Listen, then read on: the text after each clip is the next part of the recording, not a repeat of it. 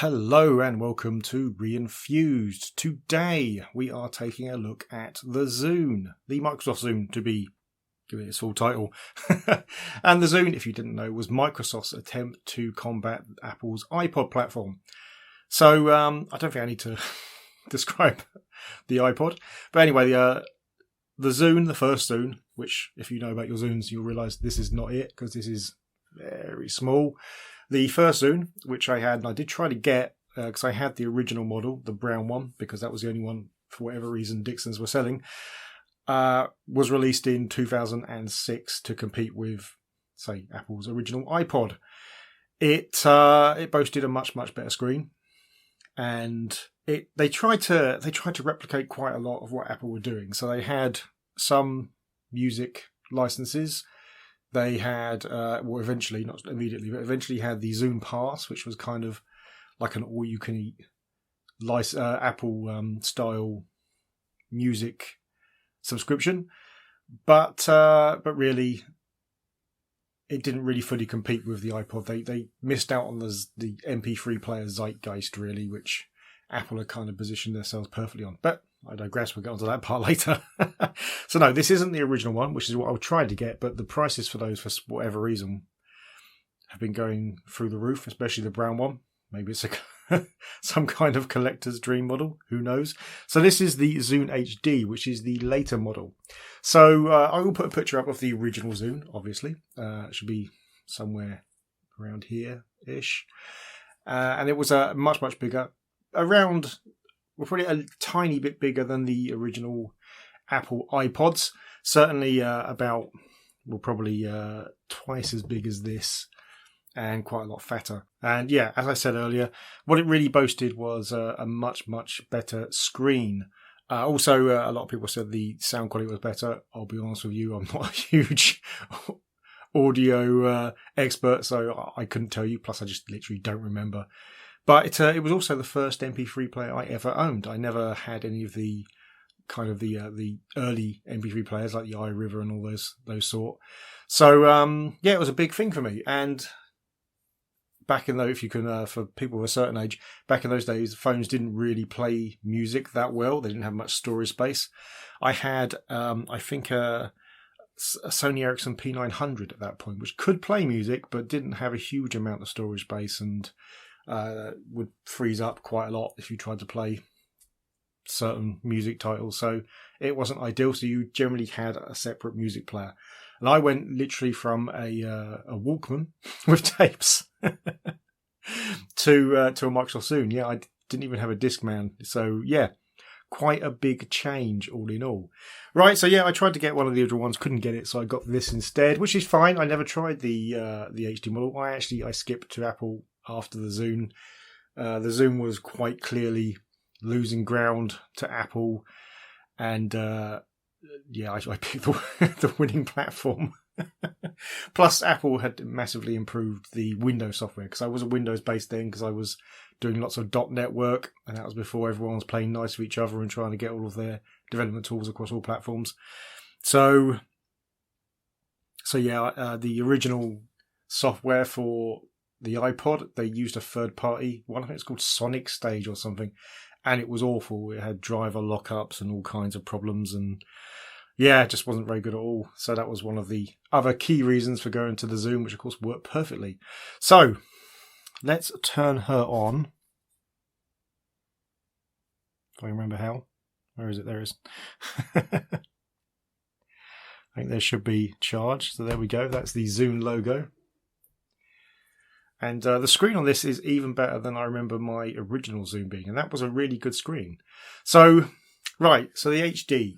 Why did they release the HD? Well, like I said, the original Zune was quite a large device. But it had its big selling point was its much improved screen over the iPod. Now, the issue was that the iPod Touch came out. And when the iPod Touch came out, that improved screen just... and touchscreen as well. So, yeah. Well, this one is... I can't remember if the original one was touchscreen or not. It had a big dial, just like the iPods. The iPod Touch came out, and that meant that the screen advantage was pretty much gone. And so what they went for instead was they slightly lowered the price a little bit and they made it a much more compact machine. They're keeping a really nice screen. And this, as you can see, looks very much like the Windows Mobile. Yeah, this table's very slippery, so attempting to do anything. Right, so this is I've accidentally gone into the web browser, but hey, why not, eh? Let's look at the web browser. No, that's not going to work. Yeah, the web browser is obviously very old, so we push that button to get back out. Right, there we go. So yeah, lots of different features. This will scroll. There we go. The touching is quite good. It's just trying to use it like this is it's more me than it. So I can I'll do music a little later on. I can show video. I've got one video on here, which is my video. So this is an MP4. It only shows it one way. So there you go. That's one of my videos from YouTube downloaded. So the screen quality is, you won't see it obviously, once it's gone through YouTube's compression and my video capture stuff, compression, it will not look good. But take it from me, it's very good, and the colour reproduction is actually really, really nice. You're seeing a slightly cold reproduction because of the white balance I've had to use. But yeah, that's trust me when I say the colour reproduction is very nice, and the screen quality is very, very good. So yeah, so it plays video. It has a radio, which does work. You've got to have headphones plugged in to try it out though. I will attempt to get all of this stuff working, but obviously the other part is I'll almost certainly be hit by copyright strikes. So yeah, so it's very simple to kind of scan through. That will just scan through until it finds a radio station. Obviously it won't find any because it's got no headphones plugged in, but that all works pretty well. Yeah, it can show pictures. I don't have any on here, so there's no point. There was a social networking aspect that no longer works because the servers are no longer there. And yeah, the internet, which has got quite an old browser, and so also won't work. Now, so the music, again, I can't really play, but I've got a bunch of YouTube video sound files on here, so I can play those, and I will play them.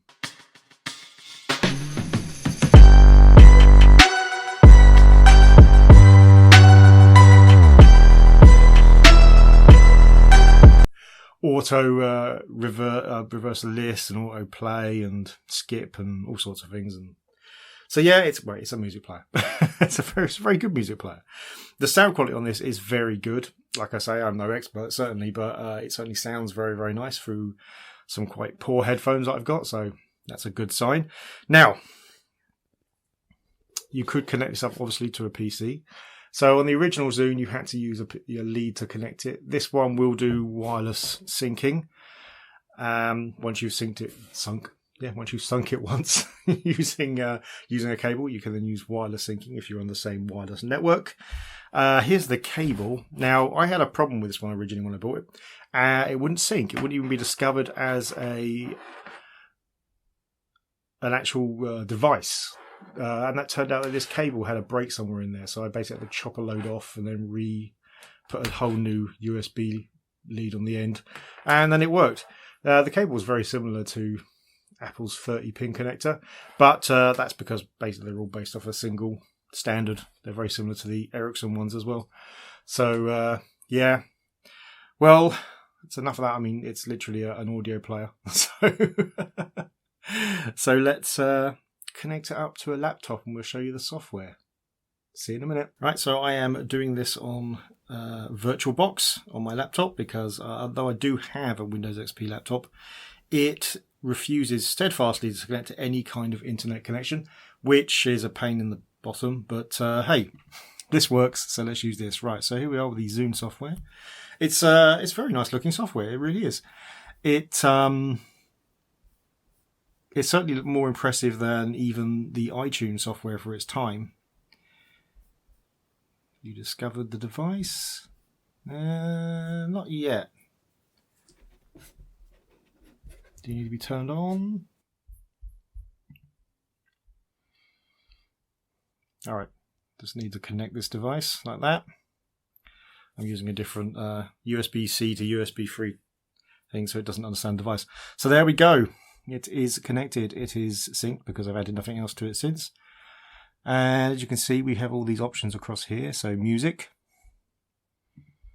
and the videos, and pictures, which there are none, and podcasts, which there are none. It's very simple. You get to choose the directories that anything happens in, and then it just syncs anything it doesn't recognize. Plus, you can drag and drop as well to sync new stuff. Like I said, it's very, very nice software, very fluid. So if we go into music, and let's say we want to get rid of this one, move it from the Zune, then it will just quickly, there you go. So it knows it's removed, and that's synced. So that's already gone from the Zune. So it works. It's good software. There was other software for other platforms. Macs had a very simple, just copy stuff to my Zune application. Didn't look as flash as this, but it worked. And that was kind of the thing with the Zunes. Whereas, Apple's kind of catchphrase is, it just works. With the iPod and Windows, it wasn't really that simple. With the Zune, it really was across most platforms. I think even Linux had eventually something similar. It may have been third party though. But yeah, so the Zune, it's an intriguing device. It did work really well as a music player, and I think why did it fail? Let's go to why did it fail. It's quite simple, really.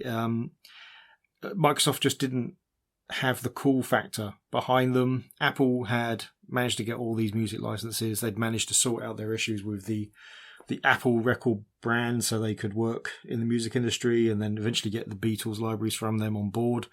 They'd managed to get agreements with artists and adverts with artists, and the device was just much, much cooler than Microsoft would come up with. So whilst technically the first iPod, it was good, but it wasn't great. There were as good MP3 players out there, but they didn't really have that kind of that cool factor about them. They were just positioned as being a kind of consumer device, whereas, as is generally the way with Apple, whilst they make consumer devices, they kind of make them a bit of an experience. That might be hollow. A lot of people would say that's very hollow, but it does work as well, and it worked here. The Zune just never caught up. And the HD, the second version of the HD was the last devices. Microsoft plugged on for quite a while, but eventually they had to give up. And I do think it's a shame because, like I said, it's a nice machine. It was a good platform.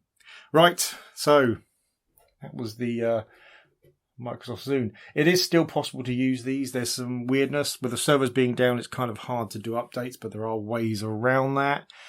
Apart from the cable, and people are still making new cables, by the way, as well, which is interesting. So I was considering buying a new one, but then managed to fix this one.